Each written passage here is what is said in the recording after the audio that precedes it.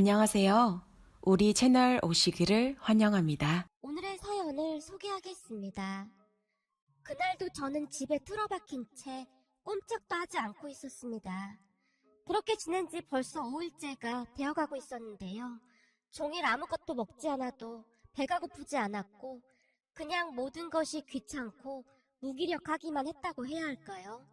사실 저는 결혼한 지 5년이 넘었지만 아이가 생기지 않고 있었습니다. 아이를 갖기 위해 회사까지 그만둔 채 열심히 노력했지만 우리 사주에는 아이가 없었던 것인지 시험관 시술을 할 때마다 실패만 할 뿐이었어요.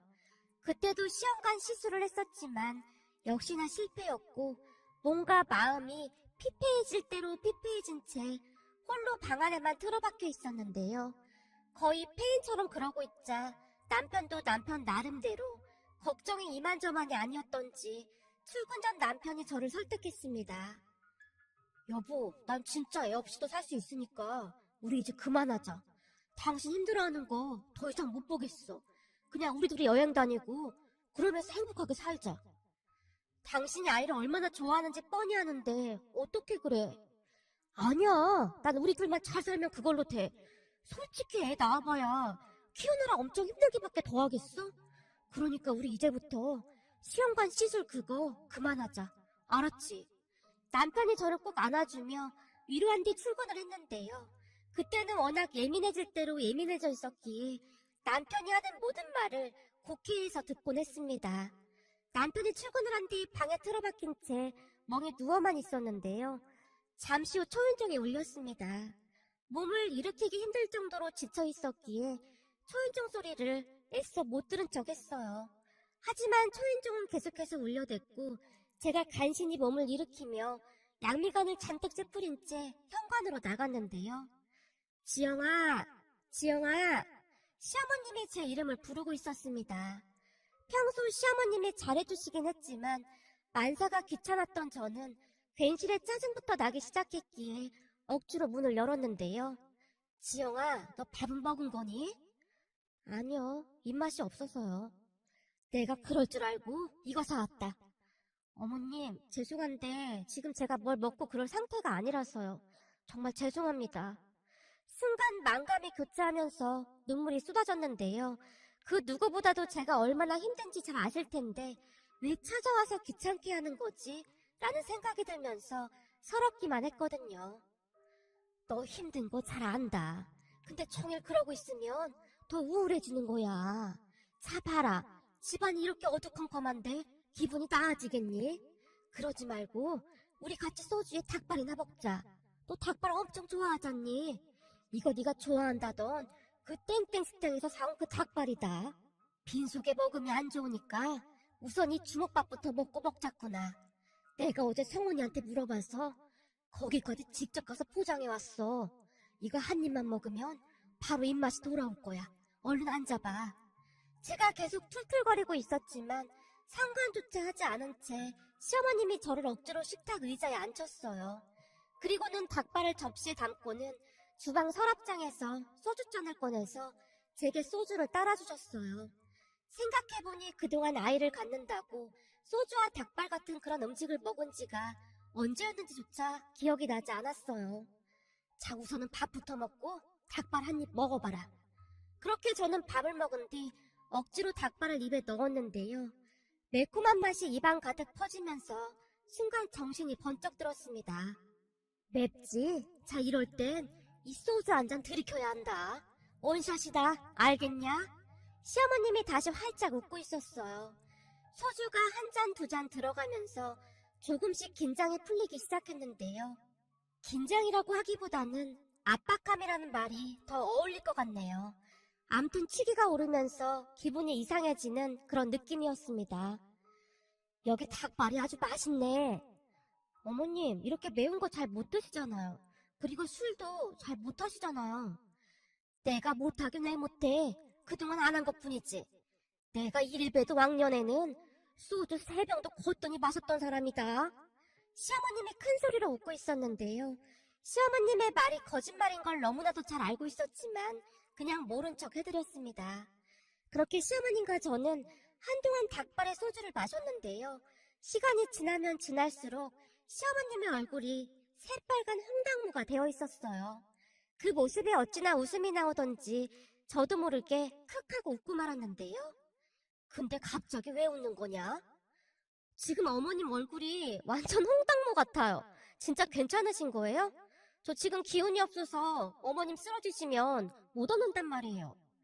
걱정 마라. 절대 안 쓰러지니까.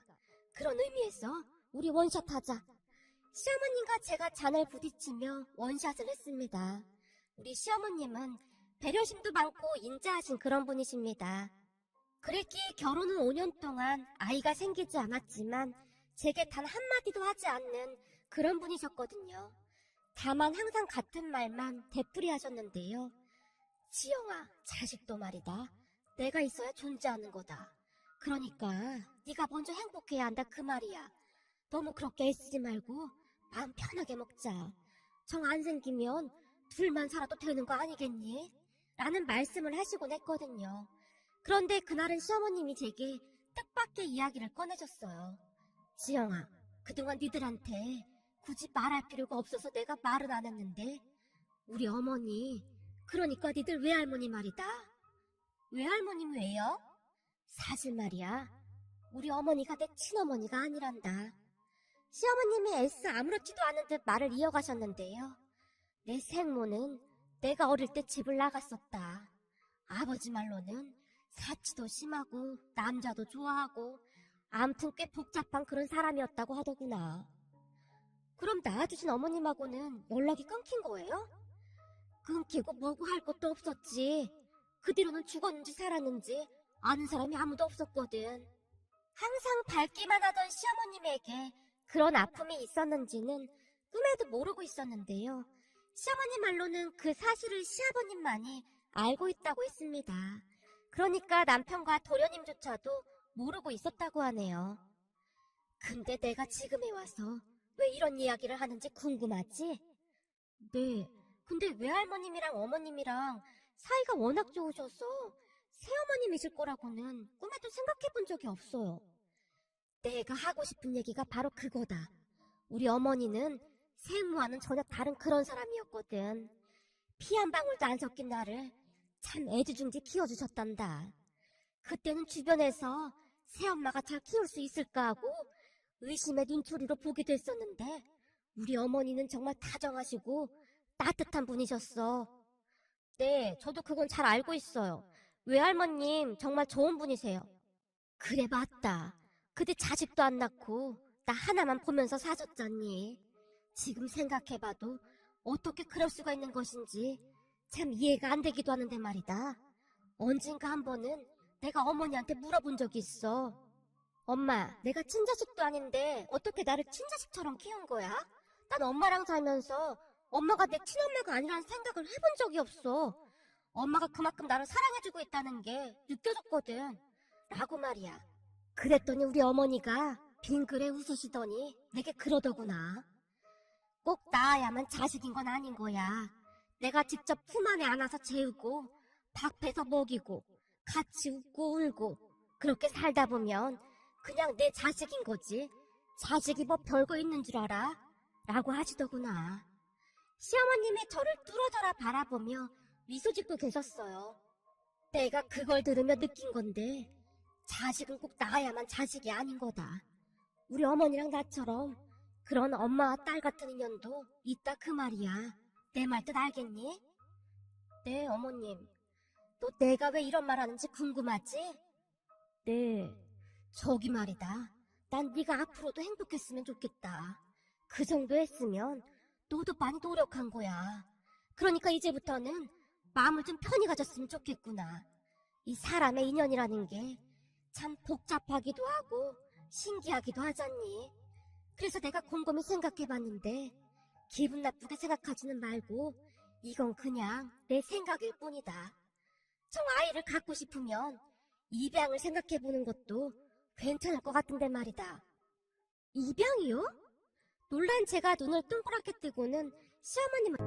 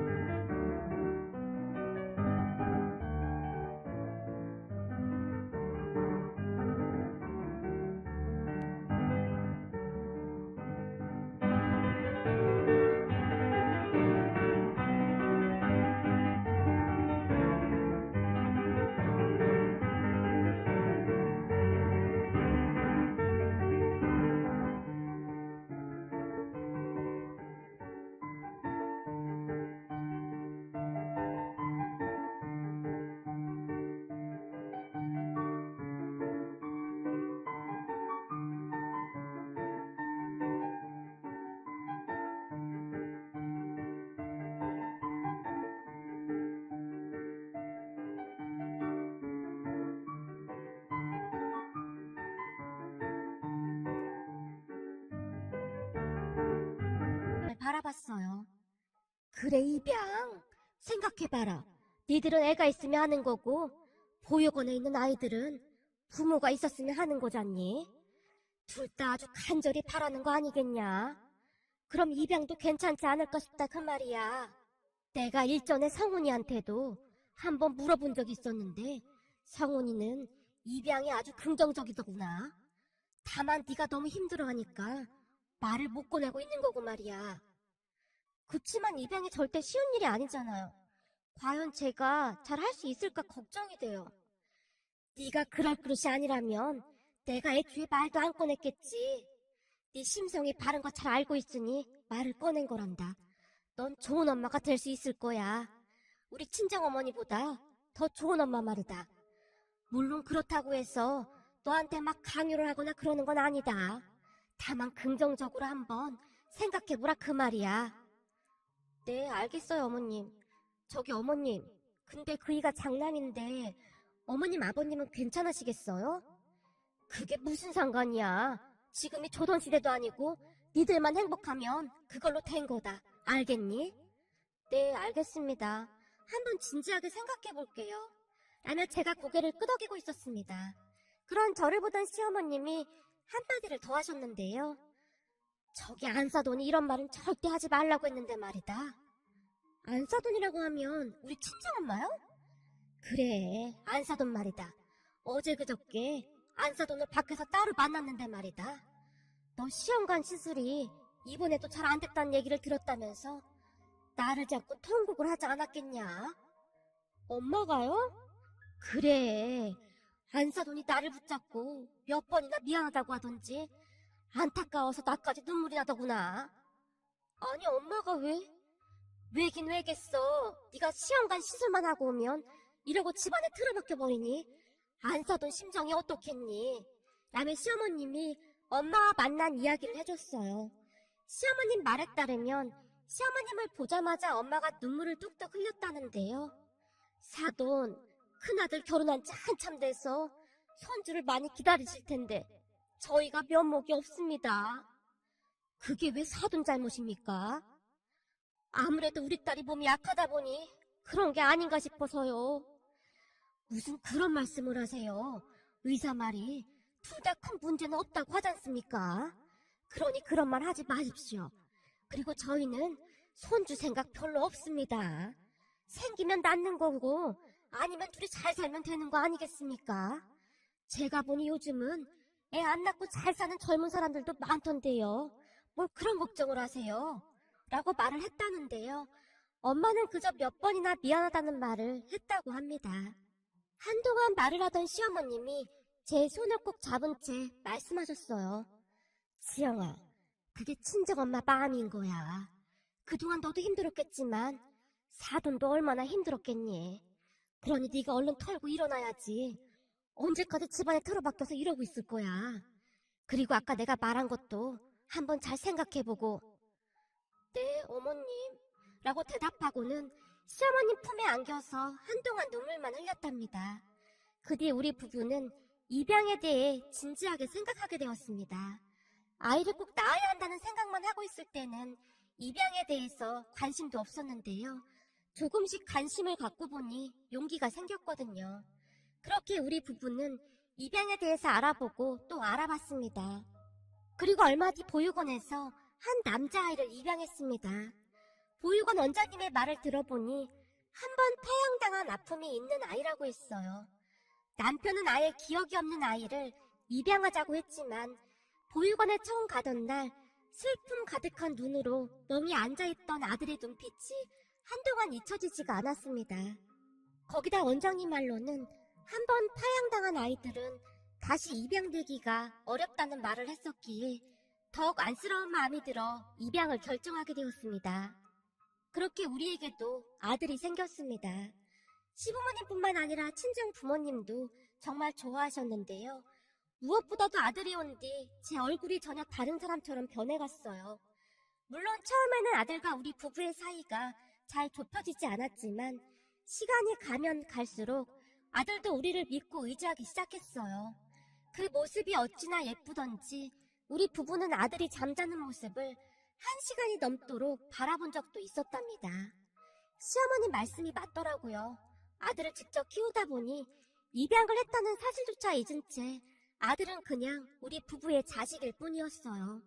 그래서 키운 정이 무섭다고 하는구나 라며 다시 한번 깨닫기도 했고요. 그 뒤 우리 가족은 더할 나위 없이 행복한 시간을 보내고 있었습니다. 그러던 어느 날 서방님이 결혼할 여자라며 동서를 소개해줬는데요.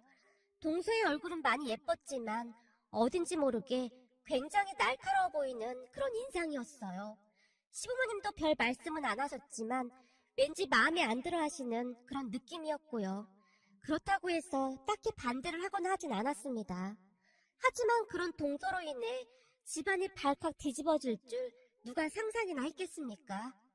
한동안 평화롭기만 하던 우리 집은 동서로 인해 하루가 멀다 하고 시끌시끌 할 수밖에 없었어요. 우선은 시부모님이 재산이 많은 편이어서 서방님이 결혼할 때 비록 큰 평수는 아니었지만 아파트를 마련해주겠다고 했습니다. 물론 우리가 결혼할 때도 비슷한 금액으로 아파트를 마련해주셨고요.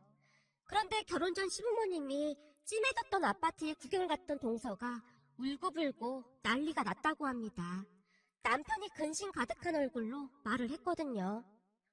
오늘 집을 구경하고 온 모양인데 소희씨가 난리가 났다고 하네? 난리가 나다니 그게 무슨 말이야? 아까 성민이한테 연락이 왔는데 어떻게 해야 하냐고 물어보더라고.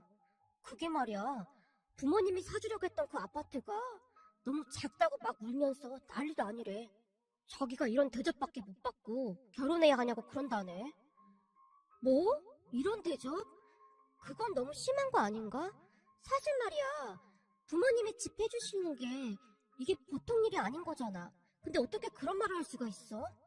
정민이 말로는 전에 소희씨가 우리 집에 놀러 온 적이 있었잖아. 그때 우리 집 보고 자기네도 우리 집 평수만한 집을 해줄 줄 알았다는데 우리 집보다 평수가 작다고 난리도 아니래. 아니, 우리는 그동안 돈을 모아서 큰 집으로 옮긴 거잖아. 그러게 말이야. 성민이한테 얘기 듣는데 기분이 좀 안 좋더라고. 내가 보니 고마움이라고는 눈끝만치도 없고 무조건 더 내놓으라고 난리만 치는 그런 성격인 것 같더라고. 어떡하냐? 어머님 아버님 귀에 들어가면 기분 나쁘실 것 같은데 도련님한테 잘 설득해보라고 해봐. 그렇잖아도 내가 잘 말해놓긴 했어 라고 말을 했는데요. 아마도 그때부터 어딘지 모르게 뭔가가 찜찜했던 것 같습니다. 거기다 상견례도 하지 않은 상황에서 집부터 보러 다녔다는 것도 내내 마음에 걸렸거든요. 하지만 한동안 잠잠해진 듯 했기에 우리는 그저 모른 척하고 말았는데요. 얼마 뒤 상견례 때 다시 한번 일이 벌어지고 말았습니다. 우리는 상견례 때 방해라도 될까 싶어 우리 아들을 친정 부모님께 맡기고 상견례에 나갔어요. 상견례라는 자리가 어려운 자리임에 틀림이 없으니까요. 우선 처음에는 이런저런 대화를 하면서 큰 문제가 없었는데요. 음식을 먹으면서 예비 사돈 어르신들이 약주를 조금 과하게 드시는 듯 했습니다. 그 모습에 상견례 자리에서 저렇게 약주를 마셔도 되는 건가? 하는 생각이 들었을 정도였는데요. 암튼 사돈 어르신들은 계속해서 약주를 드셨고 잠시 뒤 우려했던 일이 일어났습니다. 안사돈 어른이 얼굴이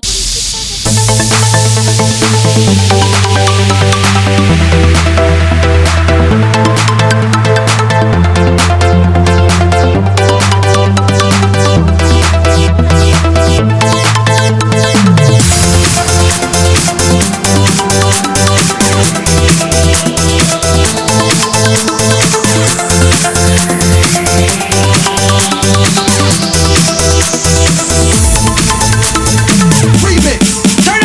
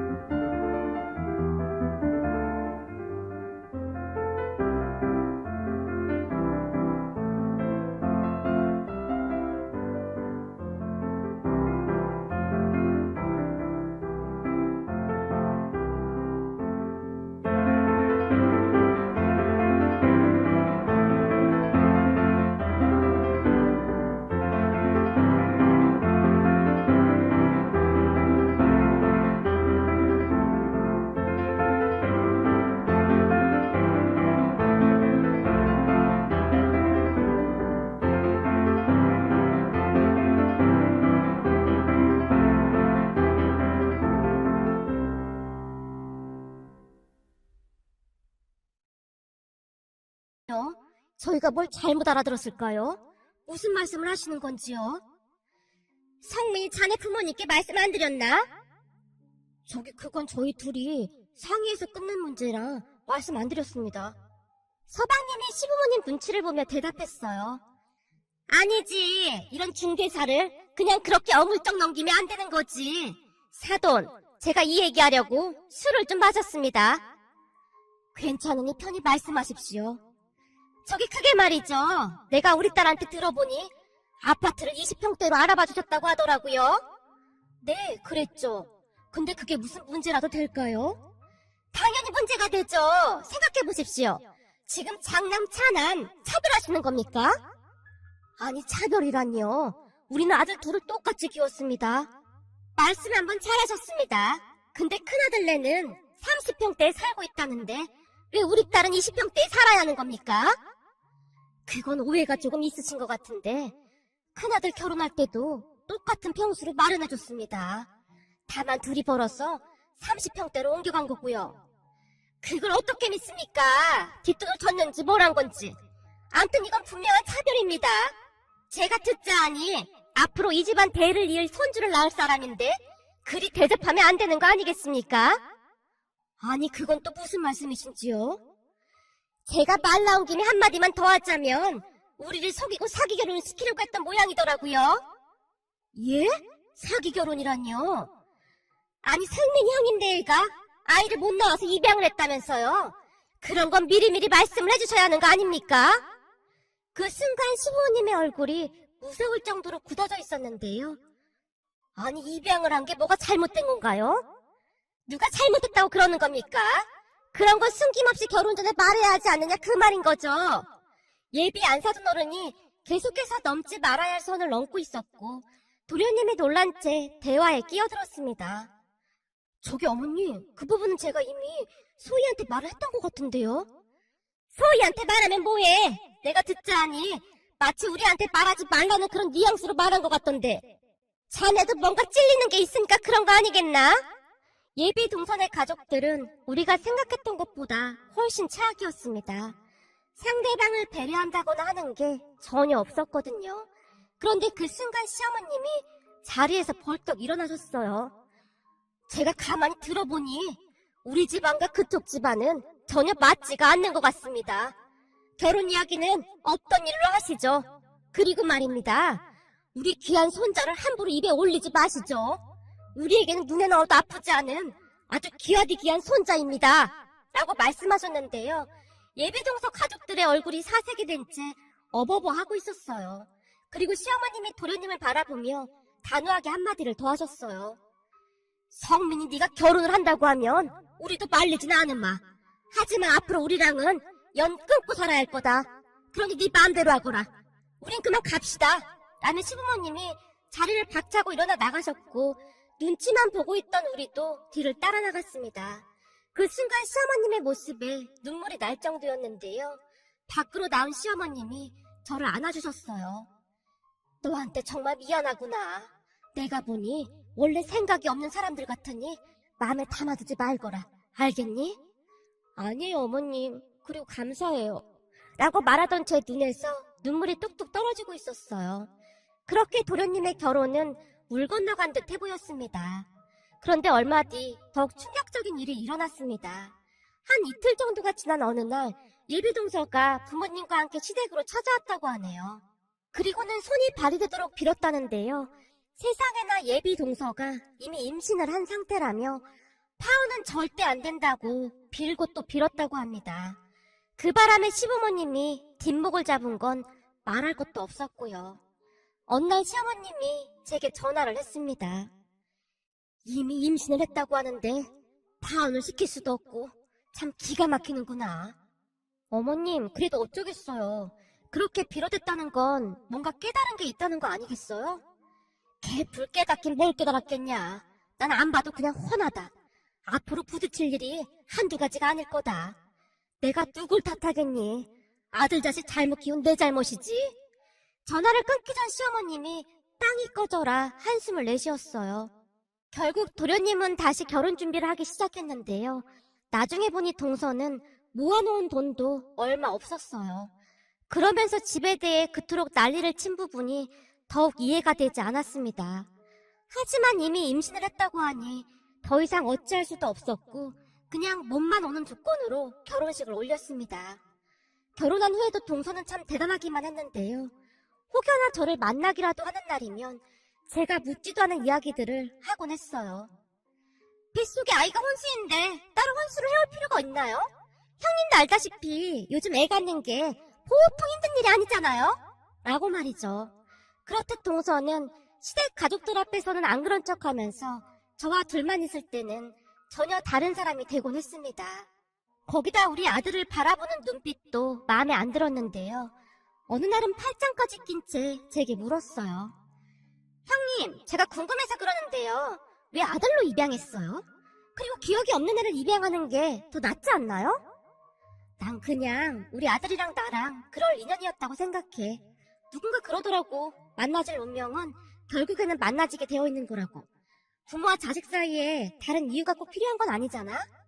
그건 형님처럼 애를 못 낳는 사람들이 미안하니까 그럴싸한 이유를 갖다 붙이는 거고요. 동서가 우리 아들을 노려보며 말하다가는 살짝 제 눈치를 보며 다시 말했어요. 형님, 제가 보니까 어머님 아버님이 쟤를 엄청 예뻐하더라고요. 동서, 제가 아니라 동서한텐 족하겠지. 앞으로 말 조심 좀 해줬으면 좋겠는데. 특히나 우리 아들 앞에서 말 함부로 하면 그땐 나도 참고만 있진 않을 거야. 무슨 말인지 알아들었지? 형님, 너무 예민하신 거 아니에요? 형님이 낳은 애도 아니면서 뭘 그렇게 싸고 돌아요? 사실 그렇잖아요. 입양한 손자도 이렇게 예뻐하는데 어머님 아버님 핏줄인 우리 애가 태어나면 얼마나 더 예뻐하겠어요? 우리 아이 태어나면 쟤는 곧 찬밥 신세 될 텐데 걱정돼서 그렇죠. 동서, 앞으로 우리 둘이 따로 만나는 일 없었으면 좋겠다. 제가 단호하게 말을 했는데요. 동서는 제가 이해가 되지 않는다는 그런 표정이었어요. 그 뒤에도 참 많은 사건이 있었지만 너무나 많아서 다 말하기가 어려울 정도네요. 우선은 몇 달 후 동서가 아이를 낳았는데요. 또다시 말도 안 되는 억지를 부려댔습니다. 아이를 낳았다는 말에 시부모님과 함께 동서가 입원한 산부인과로 갔습니다. 시어머님이 동서에게 수고했다며 봉투에 500만 원을 넣어서 줬고 우리도 따로 봉투를 준비해서 동서에게 건넸어요. 그랬는데 시어머님이 건넨 봉투를 바로 확인하던 동서가 갑자기 눈물을 뚝뚝 흘리는 게 아니겠습니까? 그 바람에 시어머님이 놀란 채 물었어요. 아니, 갑자기 왜 우는 거야? 어머님, 너무하신 거 아니에요? 내가 뭘 어쨌다고 너무하다는 거냐? 그렇잖아요. 제가 들어갈 산후조리원 비용이 1,000만 원이 넘는 곳인데 꼴랑 500만 원만 주시면 거길 어떻게 들어가요? 뭔데 산후조리원비가 그렇게 비싸? 내가 알아보니 1,000만 원까지는 안 하던데. 그거야 후진곳이니까 그렇죠. 어머님 핏줄을 그런 후진곳에 둘 수는 없잖아요. 동서의 말에 서방님이 놀라서 동서를 말렸어요. 자기야, 나머지는 내가 준비한 돈으로 하면 되잖아. 그러니까 그만해. 앞으로 애 키우는데 돈이 얼마나 많이 들어가는데 그런 말을 해. 원래가 산후조리원비는 시댁에서 해주는 거란 말이야. 아니, 산후조리원비를 왜 시댁에서만 내줘야 하는 거냐? 난 그런 소리는 처음 들어본다. 암튼 난 딱 그거밖에 못 주니까 그런 줄 알아라. 어머님, 그럼 앞으로 어머님 핏줄인 우리 아들 못 보실 수도 있어요. 요즘 할머니 할아버지가 능력이 없으면 손주도 제대로 못 본다는 거 모르고 계셨어요? 그 순간 시어머님의 얼굴에 미소가 싹 사라졌는데요. 아무래도 동서는 시부모님이 동서의 임신 때문에 결혼을 허락했다고 생각을 했던 모양입니다. 동서 본인이 시부모님보다 위에 있다고 생각을 했던 것 같네요. 그런 동서에게 시어머님이 일침을 날렸고요. 그렇구나. 네 말대로라면 돈을 안 주면 네가 낳은 아들을 보여주지 않겠다 그 말인 거구나. 네, 당연하죠. 우리 아들이 이 집안의 대를 이을 귀한 아들인데 그 정도 대우는 받아야 하지 않겠어요? 우리가 그 사실을 미처 몰랐구나. 그럼 우린 앞으로 네 아들 안 보고 살 테니 그런 줄 알아라. 난 굳이 돈까지 주고 네 아들을 볼 생각이 없거든. 이렇게 예쁜 우리 장손을 맨날 볼 수 있는데 우리가 뭐 한다고 돈까지 주면서 네 아들을 보겠니? 라며 시어머님이 우리 아들 손을 잡고는 뒤를 돌았는데요. 어머니, 지금 그 말 진심이세요? 니들이 뒤지고 볶고 살던 말던 우리는 관심 없으니까 앞으로 연락하지 말거라. 어머님, 진짜 너무하시는 거 아니에요? 어떻게 우리 아들이 쟤보다 못할 수가 있어요? 우리 아들은 어머님 핏줄 그만하지 못해? 어디서 감히 입을 함부로 놀려? 앞으로 우리한테 절대 연락하지 말거라. 큰애야, 가자. 놀란 우리 부부가 시어머님을 따라 나갔습니다. 그냥 가만히 있어도 중간은 갔을 텐데 동서는 생각이 없어도 너무나 없어 보였어요. 그때 시부모님은 서방님 부부와 완전히 연을 끊었습니다. 서방님과 동서가 전화를 해도 절대 받지 않았거든요. 언젠가 한 번은 서방님과 동서가 시댁으로 찾아간 모양인데요. 시부모님이 문도 열어주지 않았다고 합니다. 결국 안 사돈 어른이 다시 시어머님께 연락을 했다는데요. 사돈, 아무리 그래도 우리 딸이 낳은 손자가 사돈 핏줄인데 이리 내치신다니 조금 서운하다고 합니다. 그만하면 우리도 해줄 만큼 해준 것 같은데 뭐가 서운하다는 겁니까? 요즘 집을 사주는 부모가 몇이나 될까요? 그런 걸 고마워할 줄 모르는 아이와는 더 이상 마주하고 싶지 않습니다. 그리고 제가 감히 한 말씀만 드려도 되겠습니까? 자꾸 우리 장손을 보고 입양이 어쩌니 저쩌니 하시는데 그때도 말씀드렸다시피 우리에게는 세상 그 무엇과도 바꿀 수 없는 소중한 아이입니다. 그러니 말 함부로 하지 마시죠. 요즘 세상에도 입양을 사돈 가족처럼 생각하는 사람들이 있다는 게 정말 믿어지지가 않습니다. 이번 기회를 계기로 다시 한번 잘 생각해 보시기 바랍니다. 그리고 뭔가 단단히 착각하시는 모양인데요. 우리가 결혼을 허락했던 이유는 이 모든 게 못난 우리 둘째로 인해 일어난 것이니 그냥 받아들인 겁니다. 한마디로 자식 잘못 키운 우리 잘못이 크니 그런 거다 그 말입니다. 앞으로 연락하셔도 전화 안 받을 생각이니 그리 아시고요. 사돈 따님한테도 그리 전달 좀 해주세요. 사돈, 뭘 그렇게 매몰차게 그러시는 겁니까? 라는 말을 했다는데요. 시어머님이 그냥 끊어버렸다고 합니다. 시부모님은 정말 대단했는데요. 그들의 전화번호를 차단해버린 채 일체 연락을 받지 않았거든요. 나중에는 동서가 울며 불며 시댁 문 밖에서 무릎까지 꿇고 빌어댔지만 시부모님은 꿈쩍도 하지 않았습니다. 그렇게 한 2년 정도가 지나갔고 어느 날 우리 부부에게도 기적이 찾아왔답니다. 세상에나 그렇게 안 생기던 아이가 생긴 겁니다. 처음에는 전혀 실감이 나지 않았는데요. 얼마 뒤 산부인과 병원에서 심장 뛰는 소리를 들으니 그제서야 실감이 나더라고요. 시부모님과 우리 부부가 끌어안고 얼마나 눈물을 흘렸는지 모르겠습니다. 그러다가는 시어머님이 우리 아들을 끌어안고는 기쁜 목소리로 말했어요. 이게 다 우리 큰손주가 복을 가지고 와서 그런 거다. 복덩이야, 복덩이. 할머니, 내가 복덩이야?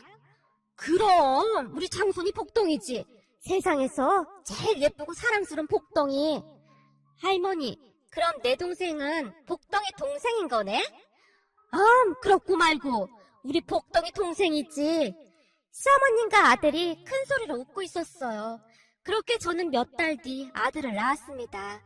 우리 장남이 제법 형노릇을 잘하고 있는데요. 동생이 칭얼거리기라도 하면 아주 난리가 난답니다. 엄마, 동생 울잖아. 배고픈가 봐. 아유, 알았어. 역시 형아가 최고네. 엄마, 내 동생 진짜 예쁘지? 세상에서 제일로 예쁜 것 같아. 엄마는 우리 장남이 제일로 예쁜걸?